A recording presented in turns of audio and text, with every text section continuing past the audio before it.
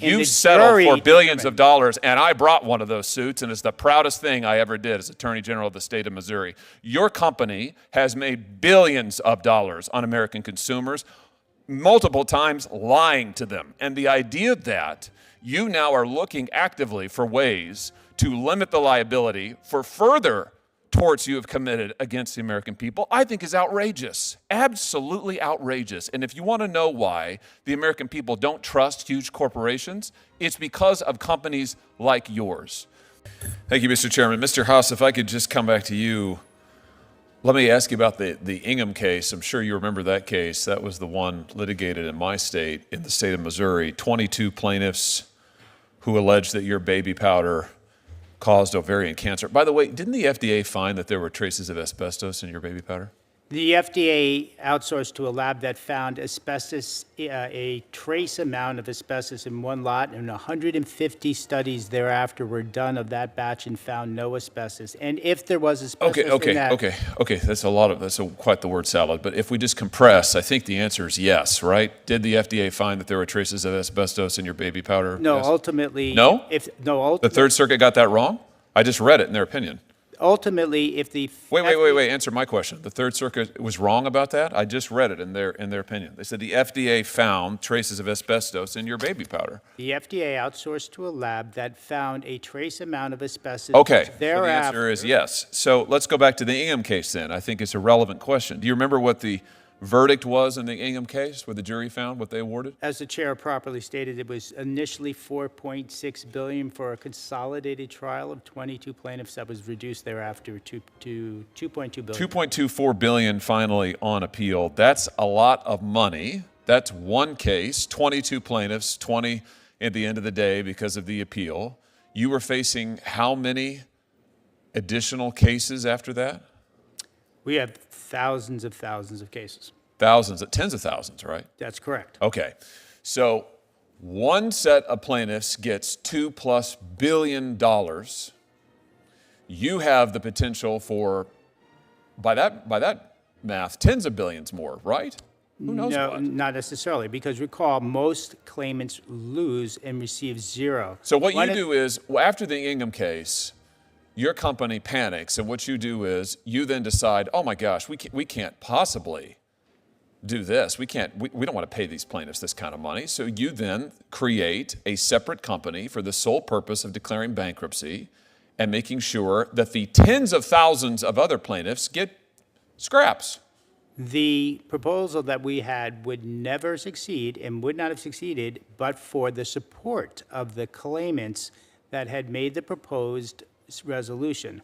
We went to I have no idea what you're saying. I thought it was plaintiffs who sued you that went all the way to the Third Circuit where they said you couldn't do what you're trying to do.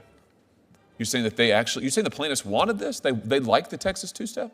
The plaintiffs want to be denied their day in court and denied recovery? The majority of claimants, counsel representing the majority of claimants, yes, do want this resolution because most claimants receives nothing. Let's talk about what you did. That was an aberrant one-off Let's talk about what you verdict. did. First of all, I think it's outrageous, the idea that plaintiffs want to be denied their day in court. That's why they took you to court. That's why the Third Circuit ruled against you. Let's talk about what you did.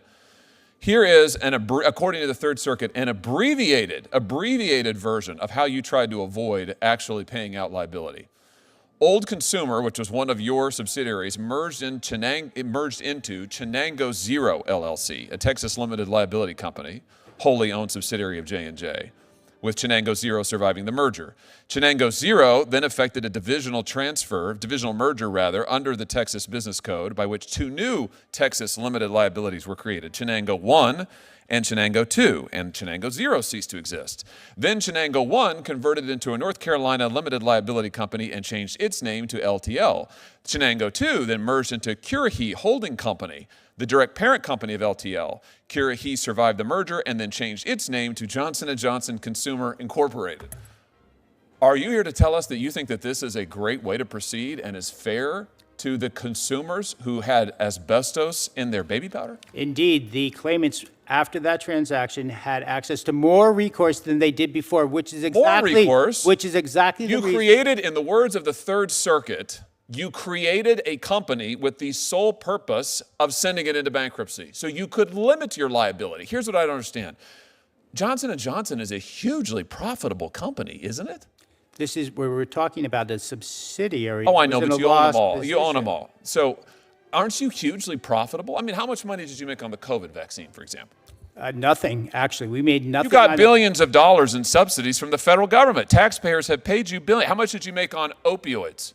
All those opioids you prescribed? How much did you make on that over the years?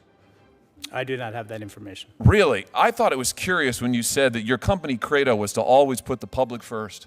It is. Was that what you were doing when you were lying to doctors and patients about the addictive nature of opioids? Is that why your company agreed to billions of dollars in settlements with states and other localities because of what you did to further the opioid crisis? We prevailed in the only 2 cases that were tried. And You the settled jury for billions of determined. dollars, and I brought one of those suits, and it's the proudest thing I ever did as Attorney General of the state of Missouri. Your company has made billions of dollars on American consumers, multiple times lying to them. And the idea that you now are looking actively for ways to limit the liability for further torts you have committed against the American people, I think is outrageous. Absolutely outrageous. And if you want to know why the American people don't trust huge corporations, it's because of companies like yours. And I would just say to my colleagues, if you want to know why private rights of action are so darn important and why we need to use them against the big tech companies, this is the reason why. One jury verdict got $4.6 billion. That's a hammer. Companies fear it. They fear it. It's why they're trying to distort the bankruptcy code to avoid it. We need to give more Americans the ability to get that recourse in court. And we need to change the bankruptcy code to make sure that companies like J&J can't avoid it. Thank you, Mr. Chairman.